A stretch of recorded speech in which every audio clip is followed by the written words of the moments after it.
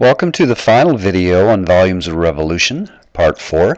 Now what we're going to focus on in this video is taking shortcuts to get to our answer so we don't have to go through such a lengthy process. And there are a few things you can do to cut down the process. So we're going to take a look at that. So let's look at our first problem.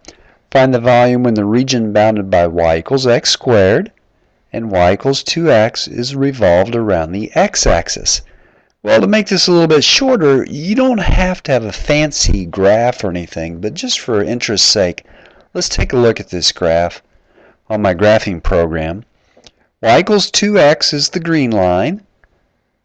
The red curve, of course, is y equals x squared, and the orangish section is the area that's bounded by or trapped between those two curves. So what I'll do is just click on that and we'll take a look and see what this volume looks like. Now try to picture it before I actually do it. It's going to be revolved around the x-axis and maybe you can kind of visualize what it's going to look like. But let me do it now that you've had a chance to think about it. Find the volume.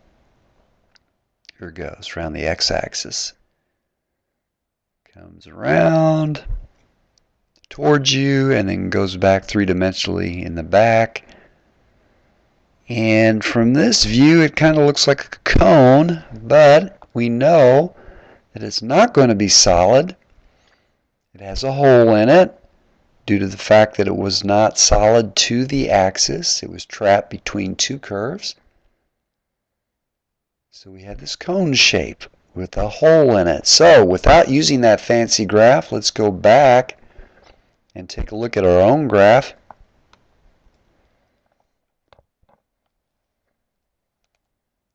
Here's the right screen, the wrong one popped up there. Let me get set up again. Okay, just a quick sketch of this situation, but before we get the sketch, let's find out the points of intersection.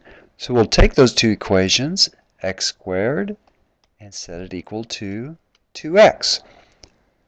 Well, pretty simple to solve. X squared minus 2x equals 0. X times x minus 2 equals 0. So two solutions, x equals 0 is one solution, x equals 2 is the other. Now we want the points of intersection, so we'd sub our x values back into either original equation and get the y values. Well, obviously if x is 0, y is going to be 0, and if x is 2, putting back into the original equation, 2 squared is y equals 4. So let's do a little sketch of our own.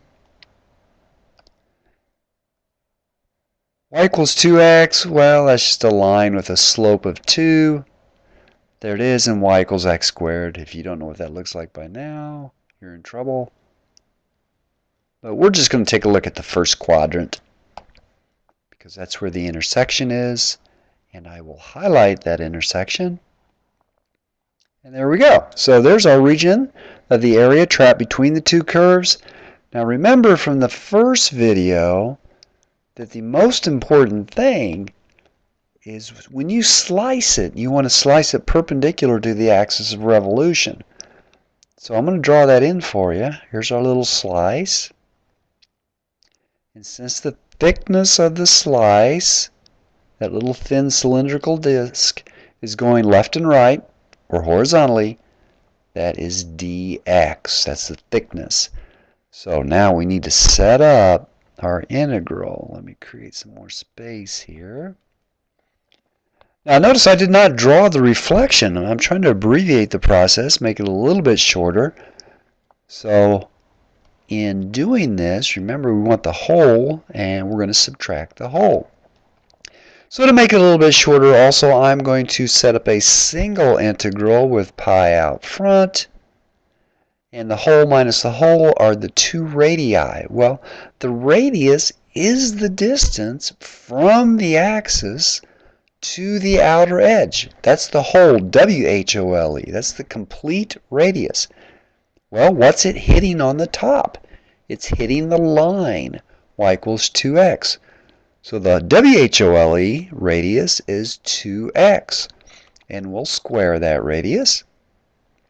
Now the H-O-L-E radius is the distance, again, from the axis but to the point where it just first strikes the curve. And that is x squared. So we'll subtract out x squared. And since it's the radius, we'll have to square it. And as we said earlier, that's dx. So there you go. Integral's set up. But hold on just 1 second. We need our limits of integration. Well, since it's in terms of x, dx, everything's x, so our limits of integration will have to be our x values. The smallest x value is 0, the largest x value is 2, and it's ready. So let's go ahead and solve this. It should not be too complicated. I will clean up the integrand. 2x squared, 4x squared, minus x squared squared is x to the 4th dx. Alrighty, let's do our increase. So that's 4x cubed over 3 minus x to the 5th over 5. Evaluated from a low of 0 up to 2. A little more space here. Alright, subbing in. Well, if we sub a 2 in there, we get 4 times 2 cubed. 2 cubed being 8 times 4 is 32. So that's 32 thirds. And putting 2 into x to the 5th, that'd be 32 fifths. And then once you put 0 in, of course, that's just 0. So that all drops out. And we've got pi, a little common denominator here of 15. Well, 5 times 32 is 160 fifteenths. And then 3 times 32 would be 96 fifteenths. And subtracting those two fifteenths, it looks like we get 64 fifteenths pi. Okay, answer. Done. Hopefully in a shorter process. Speeds it up a little bit without doing all the intricate drawing and just combining our integral into one. And we have the answer. Alrighty then, one more problem for this video. It's basically the same area, but this time we're going to revolve it around the y-axis. And we'll try to take a little shorter approach to speed things up a little bit. Again, you don't have to have the formal graph to be able to do problems like these, but let's go to the graphing program just for interest's sake and take a look at it and see what it looks like. Same region, everything's the same. The gray area is what we're going to revolve this time around the y-axis. So let's see what that's going to look like. Again, try to envision it as I'm setting this up here. What do you think that'll look like? Well, you're going to take that region, it's going to come out, go back around. Is it going to be a cone shape like the last one? Maybe. Similar. Let's find out. Here goes. Spin it. There it goes around the back. Now coming forward. Spinning around. Ah, it looks like the bullet tip. Kinda, sorta. However, again, it is not solid. We've got a hole. So it does have thickness to it, but it's the bullet tip shape. And we'll just have to subtract out that hole as we did in the previous problem. Okay, back to the drawing screen. Let's see if we can do this problem. Okay, quick setup.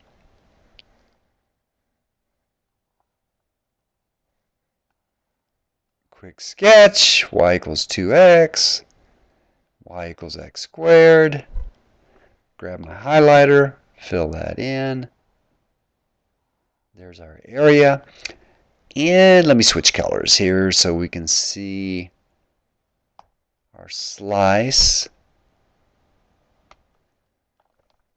Okay, around the y-axis, so we need to slice it perpendicular to that y-axis. So just like that.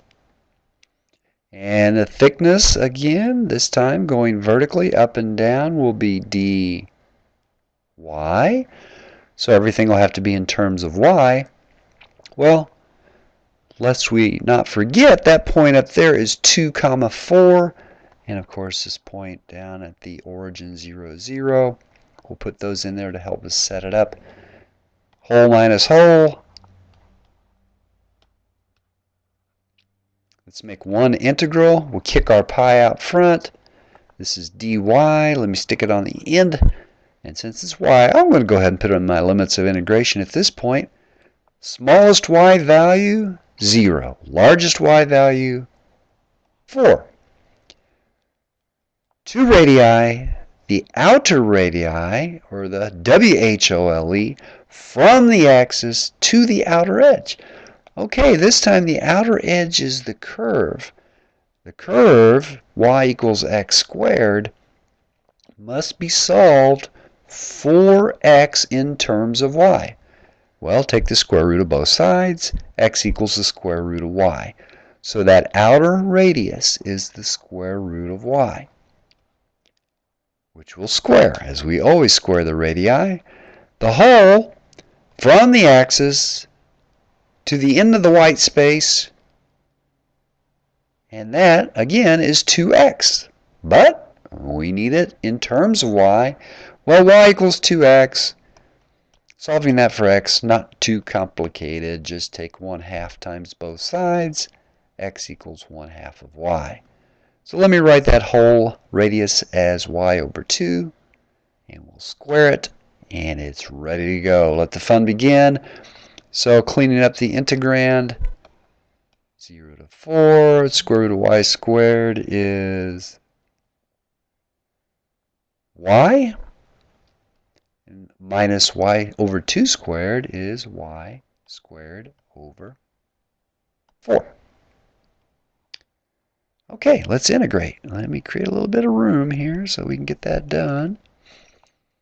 Keeping my friendly pi out front. Increase over increase, y squared over 2 minus y cubed over an additional 3 to the denominator makes it y cubed over 12, evaluated from a low of 0 to a high of 4. Little more space. Subbing time. All right, putting 4 in there, 4 squared. 16 over 2 gives us an 8. 4 cubed, 64/12. Reduce down, but I'm not going to worry about that yet. All right, putting in 0, 0 of course, not to mess with. Well, let me just go common denominators. 12, 8 times 12, 96/12. Minus 64/12 equals 32/12. Times pi, well, let's see, we can divide both those by what? 4. And get 8/3. That's what it sounds like, kids. 8/3 pi. And there, my friends, and Roy, is the answer. Beautiful. Well, I hope this sped up the process for you. And this is the end, as I said, of Volumes of Revolution. Pretty much as complicated as they get. They always seem a little daunting the first time you see them. And after a little bit of practice, they get easier and easier. In fact, they're quite fun. Well, that's all for now. Adios.